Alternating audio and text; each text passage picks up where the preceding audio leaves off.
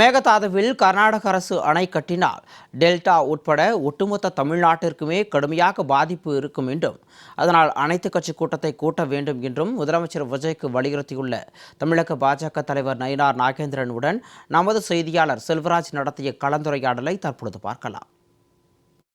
பாரதிய ஜனதா கட்சியின் மாநில தலைவர் நயினார் நாகேந்திரன் நம்முடைய இருக்கிறார். அவற்றை பேசுவோம். ஐயா வணக்கம். குறிப்பாக மேகதாது அணை தொடர்பாக இப்போ கர்நாடக அரசு அதை அளவிடும் பணியை துவங்கியிருக்காங்க. இதனால தமிழ்நாட்டோட வாழ்வாதாரம் பாதிக்கப்படும் சொல்றாங்க. நீங்க எப்படி பாக்குறீங்க? அதாவது மேகதாதுவில் அணை கட்டும் போது அளவிடும் பணி நடக்கின்ற பொழுதோ அணை கட்டினாலோ மிகப்பெரிய பாதிப்பு தமிழகத்துக்கு ஏற்படும். குறிப்பாக திருச்சி காவிரி டெல்டா பகுதியில் மிகப்பெரிய பஞ்சம் வருவதற்கான வாய்ப்புகள் இருக்கிறது. பெரும்பாலான விவசாயிகள் நிச்சயமாக பாதிக்கப்படுவார்கள். நிச்சயமாக தடுத்து நிறுத்த வேண்டும். கர்நாடக முதலமைச்சர் டி.கே. சிவகுமார், மதிப்புக்குரிய ராகுல் காந்தி அவர்களுடைய நெருங்கிய நண்பர், காங்கிரஸ் கட்சி ஆட்சியில் நடைபெறுகிறது.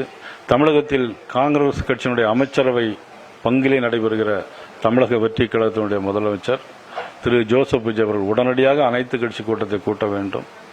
நிச்சயமாக இதற்கான தடுப்பு நடவடிக்கைகள் எடுக்க வேண்டும் என்று நான் பாரதிய ஜனதா கட்சியின் சார்பாக கேட்டுக்கொள்கிறேன். இப்ப தமிழக அரசு என்ன நடவடிக்கை எடுக்கும் நீங்க சொல்றீங்க ஒரு கட்சி தலைவர்?